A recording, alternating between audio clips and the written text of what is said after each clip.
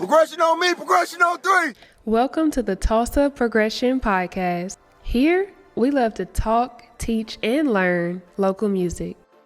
Remember to give your opinion because here, your opinion matters. Now, introducing your host, the creative, King Spencer. Thank you, beautiful, for that amazing introduction as usual. Welcome to the Tulsa Progression Podcast, man. I'm so happy to be here with y'all. Y'all already know what time it is, man. We're going to dive into this town talk. And let's talk about the music. So before we dive into that, man, I know y'all saw that Kendrick Lamar, the name of it was The Heart Part 5. Yo, Kendrick, I want to know what y'all think about it. So like in the comments or wherever, man, just let me know what did y'all get out of that?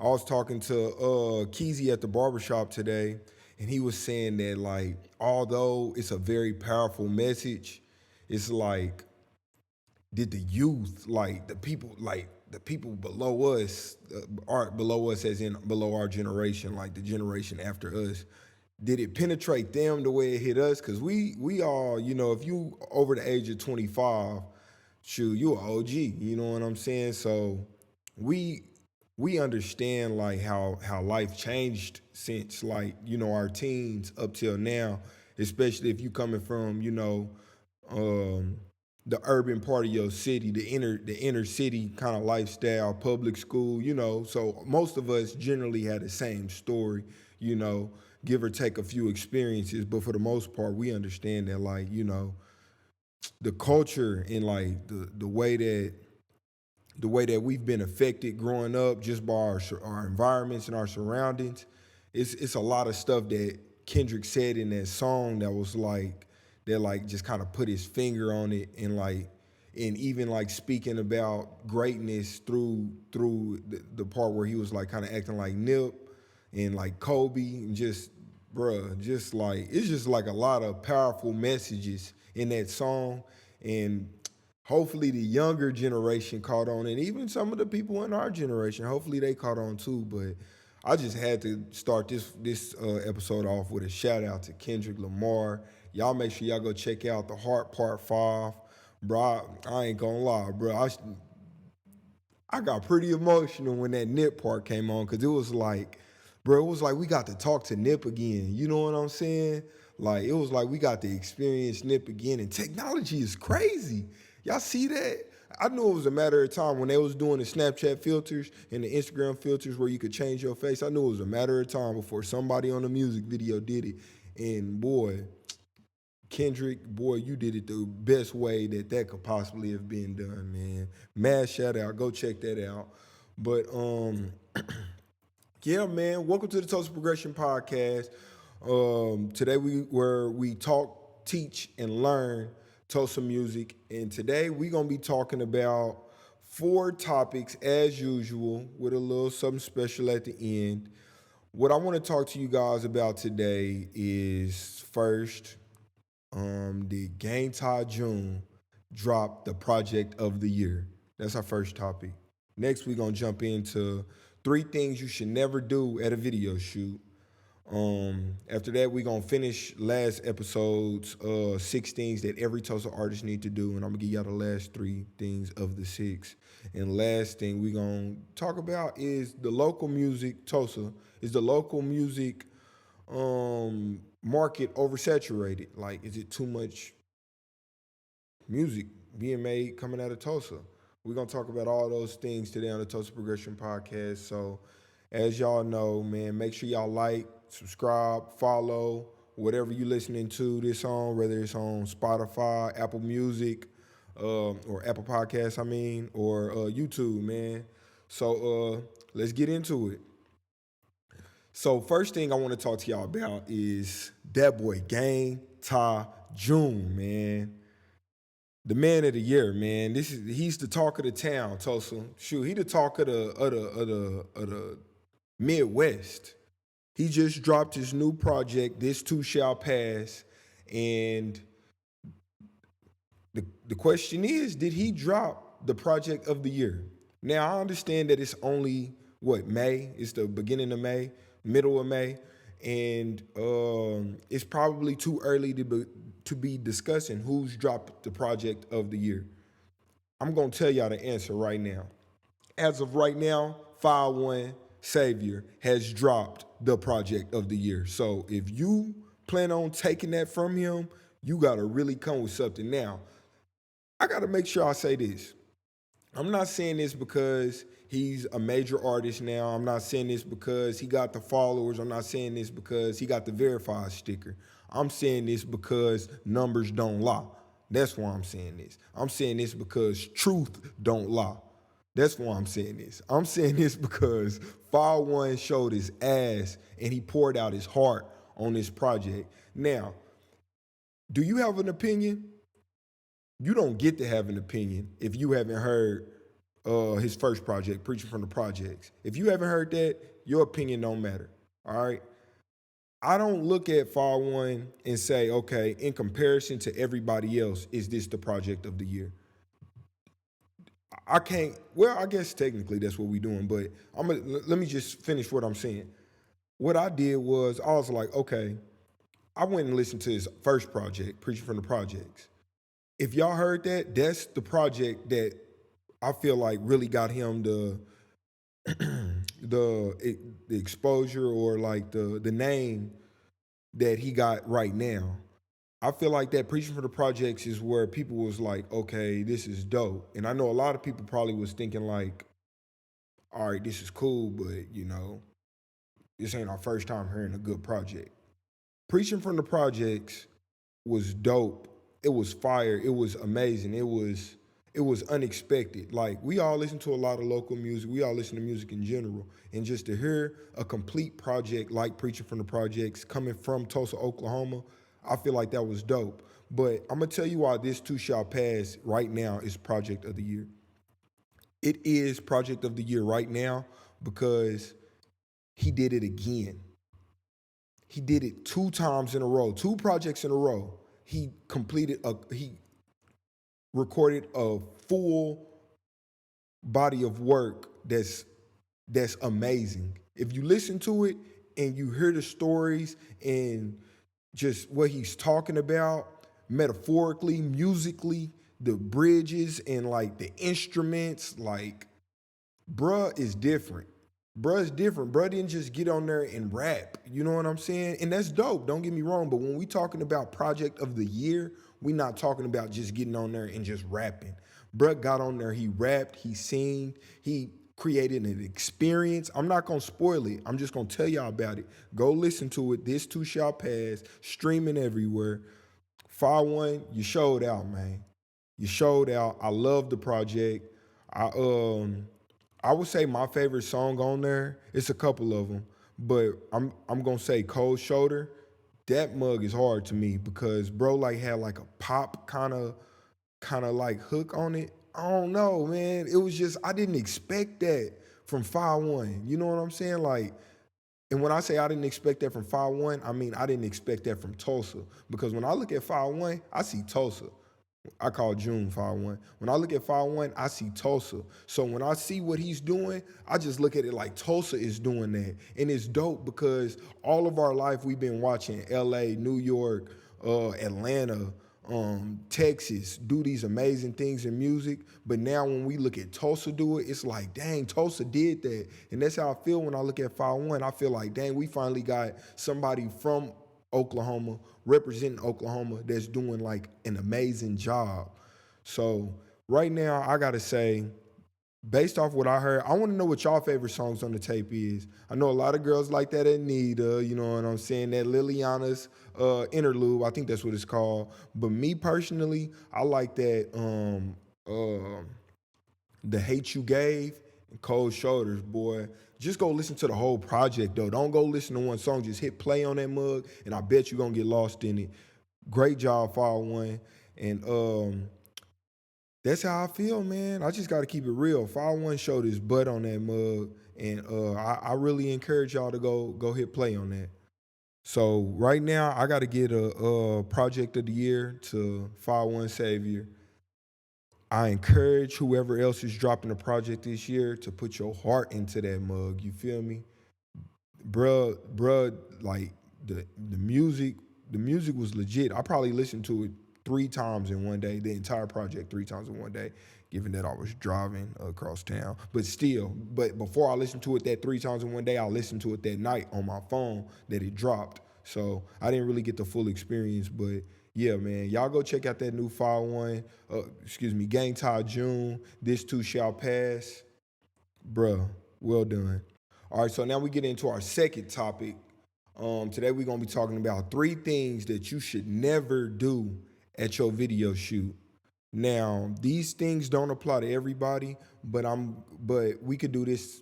We could do this segment multiple times over the years. But today, somebody gonna feel what I'm talking about. Now, there's 3 things that I feel like. Now, before I jump into this, let me give y'all a little background on me. I'm a videographer, video director, whatever you want to call it. I shoot music videos, and I've been doing this for about 7 years. Now, over the course of 7 years, I can confidently say I've catered to over 1,000 different projects, over 1,000 projects in these years. And that's really not a lot, but that's a lot because in comparison to a lot of people. But we ain't here to compare to people. We here to tell the truth. And the truth is that I've been doing this for a long time, so I feel like I've developed a lot of different experiences to kind of come up with what I think are important guidelines that you should take into shooting your next music video. So the first thing is don't get so under the influence at your video shoot that you cannot operate, that you can't function properly. What does that mean, Spence? What that means is if you got a video shoot and you nervous or whatever, and it's a party, it's your birthday, whatever the thing is, I think that it's important to consider your intentions. So if your intention is to, let's say, penetrate the masses emotionally through your music and through your image, I feel like you should highly consider how much drugs or alcohol you're consuming before you go into creating this, into documenting this image. If you got a video shoot and it's a party song and you so drunk or so high that all you can do is fall asleep or not walk straight, yeah, I'm gonna record that. Your videographer is gonna record that, but bruh, you putting a lot of pressure on somebody to make a dope visual out of a junkie. Do you get what I'm saying? I ain't gonna call you a junkie. I'm gonna call you dysfunctional. You making it difficult for a videographer to create a complete work of art using a dysfunctional figure. Look at it this way because it's important. Don't get so drunk but because you're nervous or so high or pop so many pills that you can't even stand up straight, you can't rap, you can't walk straight, you can't even think about what you're doing, you don't understand what you're saying, you don't even understand what's going on. Take that into consideration before you do your next shoot. I ain't gonna harp too hard on it, but consider that. You know what I'm saying? If it goes for you, highly consider what I'm saying right now, yo. Like, take it easy because it makes it difficult for everybody that's seriously involved.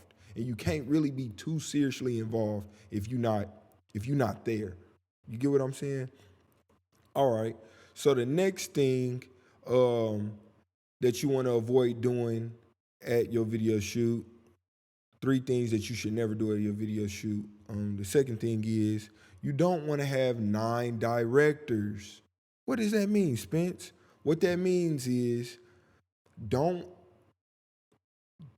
have everybody that's so involved and so in love with the idea that literally everybody is directing that mug and literally nothing is getting done. So I'm gonna give y'all an example. Let's say we have an idea that, all right, bro, for this video shoot, you and the girl, y'all gonna get in an argument, then you're gonna leave and you're gonna meet the other girl and the video's gonna end with y'all getting married. That's just off the head. Break up with this girl, fall in love with this girl, video ends when you get married. All right, bet. So you done showed up with 19 people and this idea that we discussed. So now you got 4 of the people saying, hey, bro, I think it'd be dope if y'all break up and then get back together and then break up again. And then I'll come in at that part and I'll be like, leave him alone, and I'll punch him. You get what I'm saying? You see how like this going? And then you got this person over here like interrupting, like, no. After you punch him, let me get back with her, and then me and your girl will switch, and you can get married to both of us.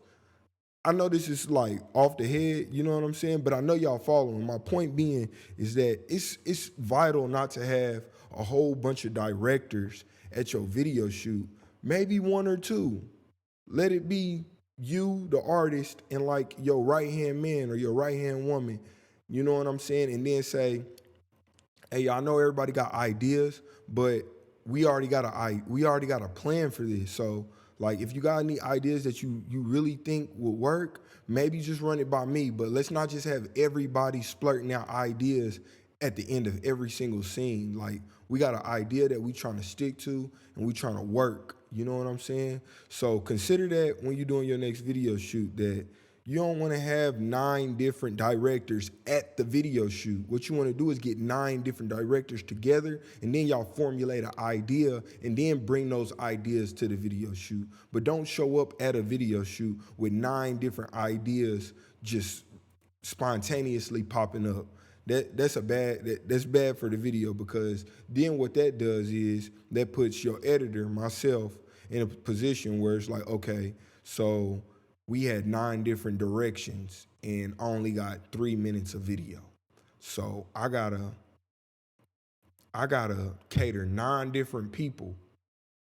Really just one person is what I'm gonna focus on, but I gotta cater to 9 different ideas with one video. All right, let's see how this comes out. You get what I'm saying? So just take that into consideration. That's the second thing that I suggest you do, is just don't allow it to be 9 different directors. Show it to the video shoot with the idea, and anybody else who got an idea, they just got to save it for the next time, or they only need to run it by you and be prepared to. And that's the thing. A lot of it be like, you know what I'm saying? Like bad ideas, like spare the moment ideas. Like, hey, bro, you think that you can make like an alien fall out of the sky at this part? No, don't worry about it. But can you do a cow? You know what I'm saying? Like, bruh, we gotta do better at these video shoots. All right, so the last thing that you should never do at a video shoot is come unprepared. This kind of ties back into my last point with the non-directors, because this is where having non-directors come from, just being unprepared. If you working with me, which I suggest you work with me, we already set a date to shoot the video. So you got options when you work with somebody like myself.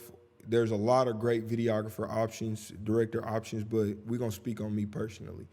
When you work with me, you got options. You can hire me to simply be your videographer and your editor, but you can also hire me to direct as well. And you got to understand that there's a difference between directing and shooting a video.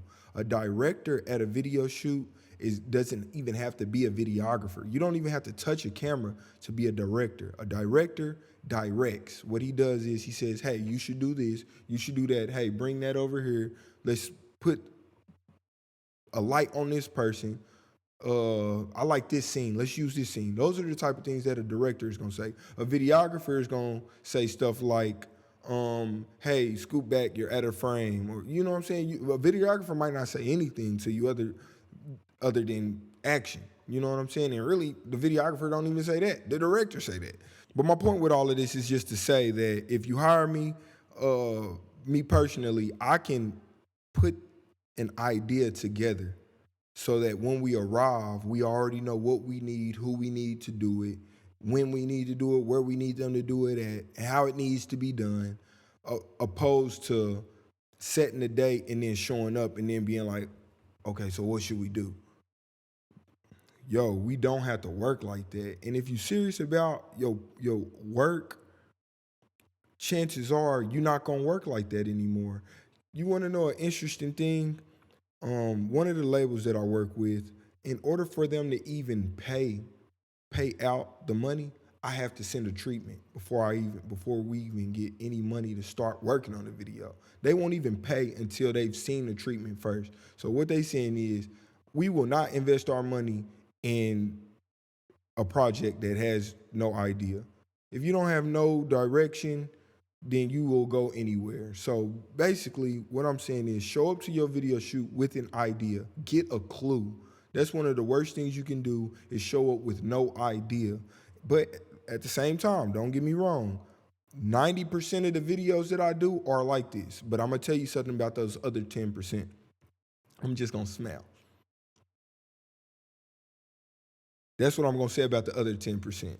They go smoother, they usually have a better turnout, they last longer, and they mean more. You feel me? Opposed to just showing up and just like hitting record and like standing on top of the green box in the apartment. You know what I'm saying? Nothing wrong with that. You feel me? But at the same time, you want to know something there's nothing wrong with? There's nothing wrong with having an idea. Let's put that work in. Let's put that time in. So that's what I got for y'all. 3 things that you should never do at a video shoot. 1, don't get too under the influence. Secondly, avoid having 9 directors. And lastly, avoid showing up without an idea. Always come with an idea.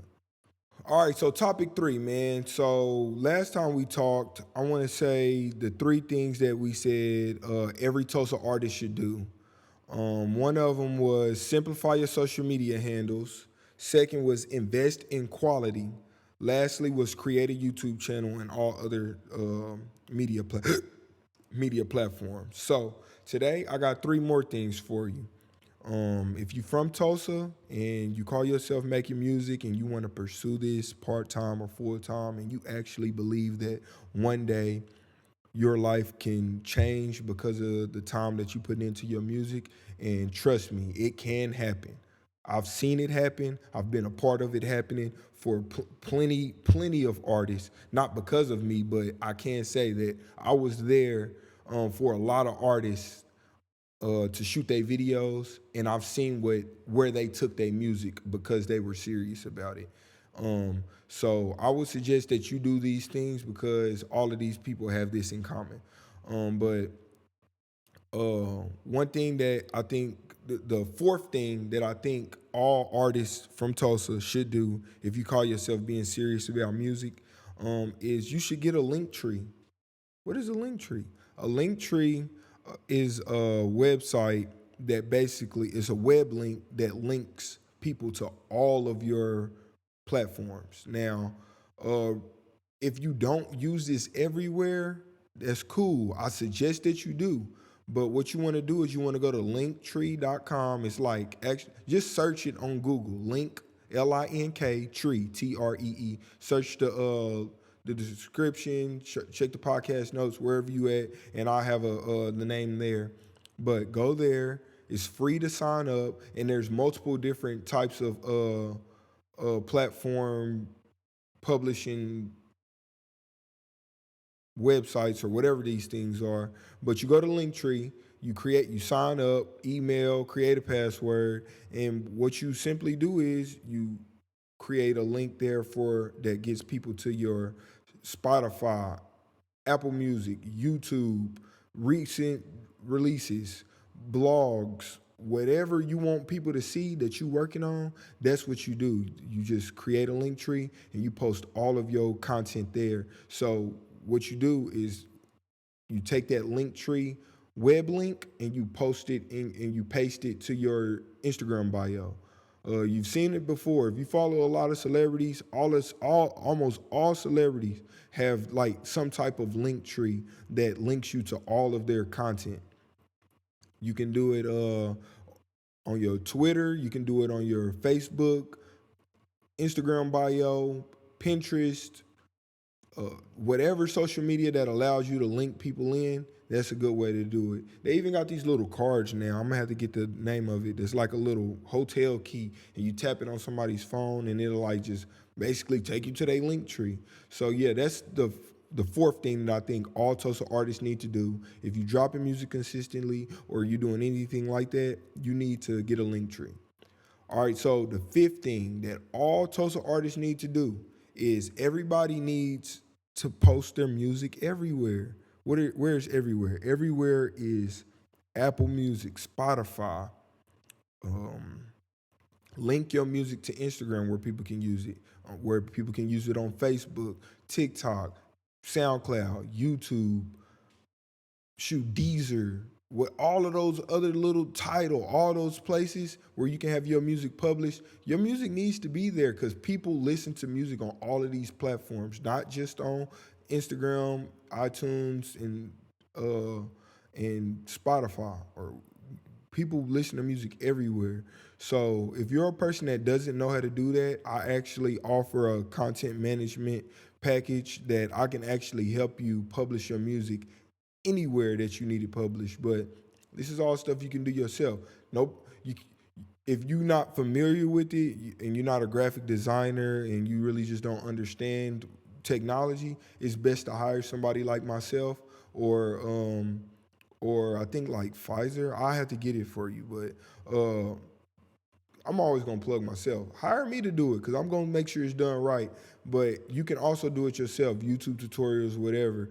But get your music on all streaming platforms. Everywhere that people are streaming music, you need to have your music there, and you need to make sure that it's linked in on the social media platforms like TikTok, Triller, all of these places where people are getting exposed to new music. Because I can't say it enough. People are becoming millionaires off of music just from posting it on a doggone social media site. And one person hear it, and then it just spread like wildfire. And next thing you know, you're on the cover of Sprite, you're on the cover of magazines and the cover of cereal boxes and on TV shows and all kind of stuff, all because you made a simple decision to make a song and post it somewhere where people can actually listen to it. You have no clue what music can do for you, whether people talking good about it or bad about it.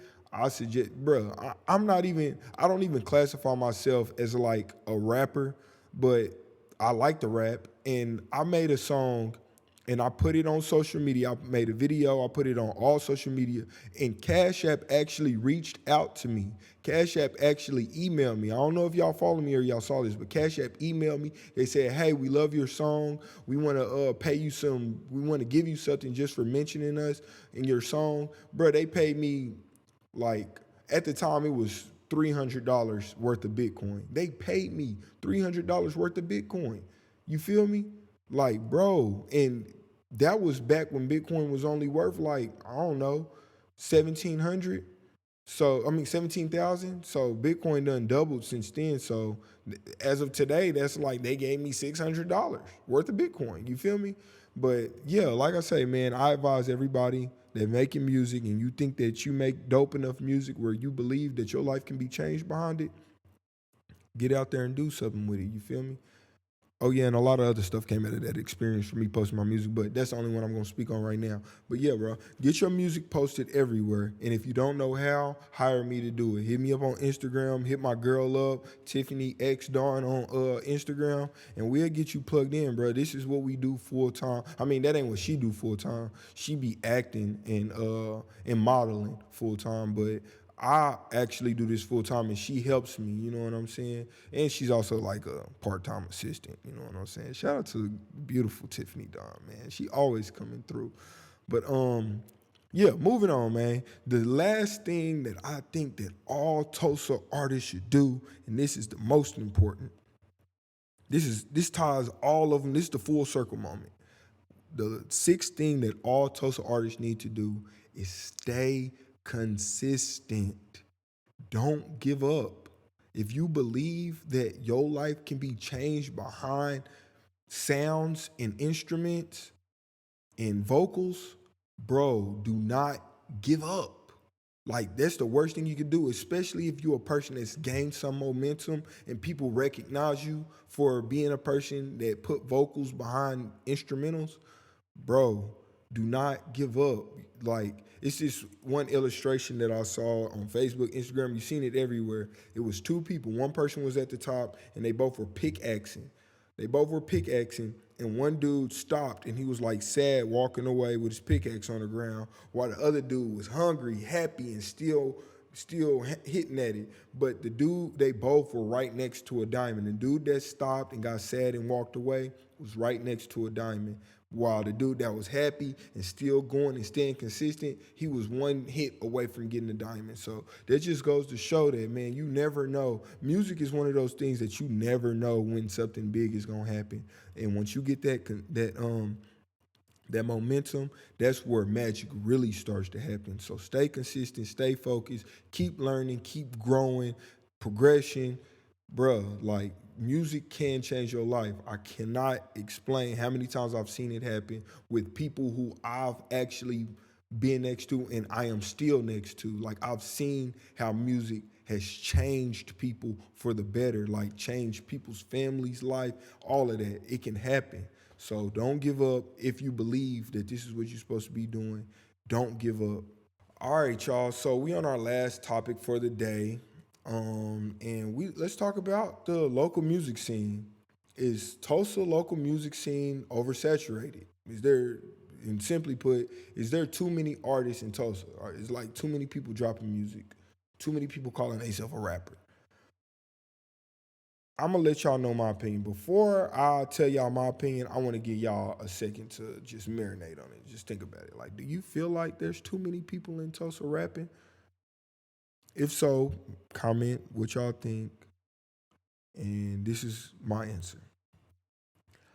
I feel like there cannot be too much artistry.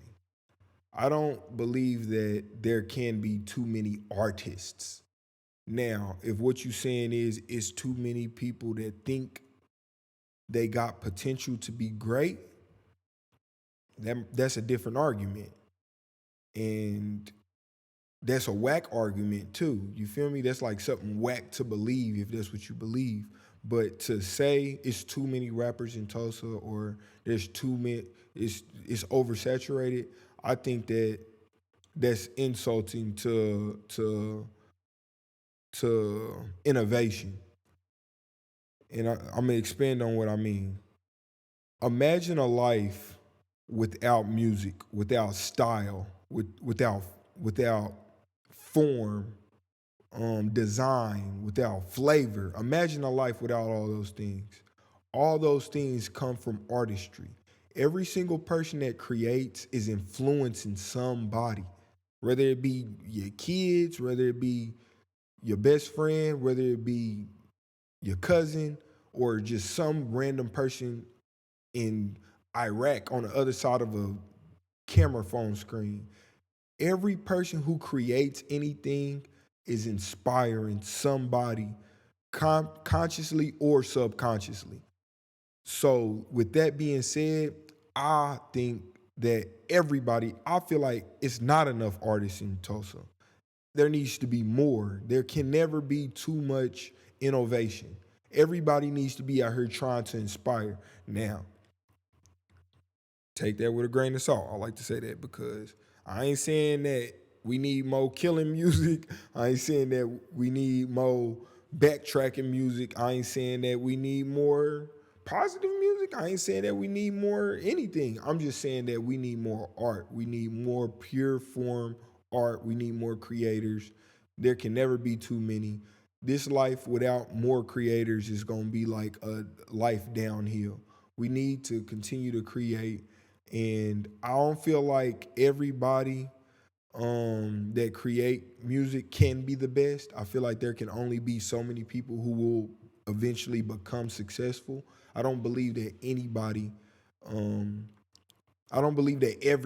has a chance to be big with music or to like change their family's life with music. I don't believe everybody has that opportunity, but I do believe the best can. And even with that being said, I don't believe everybody can change their family's life and like become rich or famous because of their music, but I do believe that everybody can be happy making music. That's something I believe. I believe everybody has the opportunity to be happy.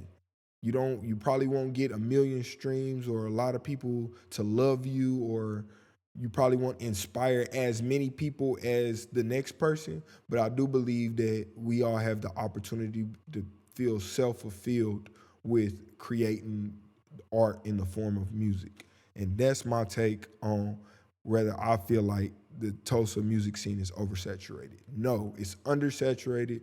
We need more creators. We need more artists. And this is my perspective on it.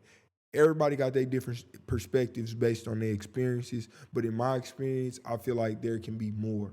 We need more rappers. We need more singers. We need more beat makers. We need more people who mix music. We need more videographers. We need more directors. We need more lighting people. We need more everything. We need more people to keep coming in and changing the game and inspiring people and making even more people's life better. And that's my take on, is the Tulsa music scene oversaturated? All right, so we reached the final portion of the podcast where I just want to tell y'all what I would do if I managed a certain artist. So today we talking about Lil Juvie. He from Tulsa. Now there's a few different Juvies in Tulsa, but I'm speaking specifically to the one that goes by Lil Juvie with two E's. Um, Lil Juvie is dope. I listen to Lil Juvie. I ain't gonna say I listen to Lil Juvie because that sounds like I know his catalog. I don't know his catalog, but I can say that he has a couple of songs that I shot the videos to that I actually became fans of, that like I learned a lot of the words and stuff like that, if not all of them. And I do see potential in Lil Juvie based off of the songs that I have heard. And I like his artistry, and I feel like he's mostly unique. It's hard to be unique these days. You know what I'm saying? Even people who are unique are like a hint of this, a hint of this person, a hint of this person, in my opinion. But I feel like he's mostly unique to the Tulsa music scene. And if I were managing Lil Juvie, the first thing that I would do is I would put together a project. I would say, all right, Juvie, let's get together. Let's get you in the studio. Let's put 7 to 12 songs together. Let's put a dope theme name behind it. He more of like a drill street kind of rapper.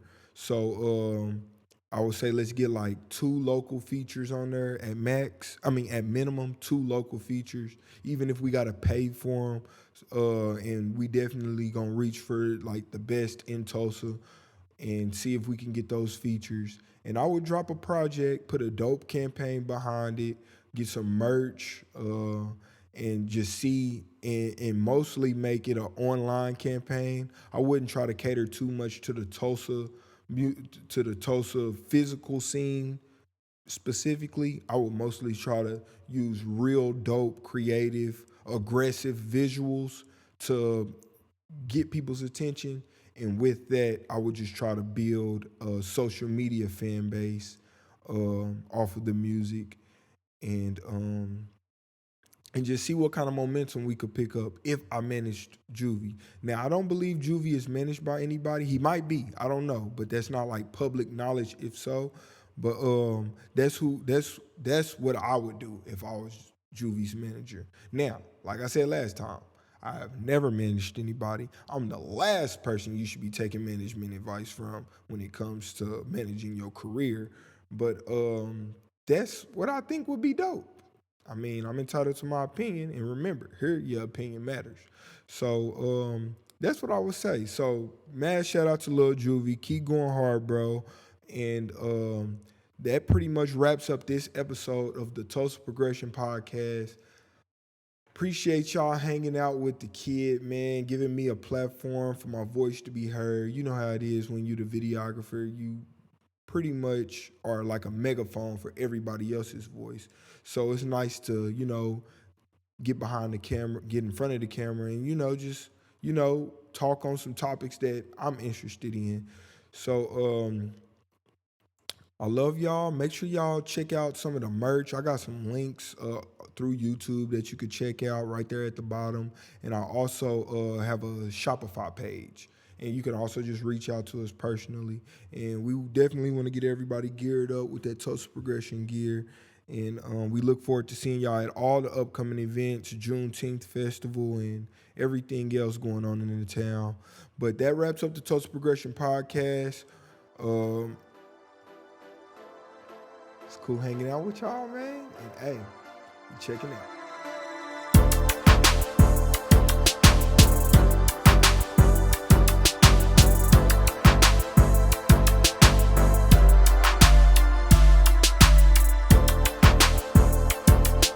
Progression on me, progression on 3.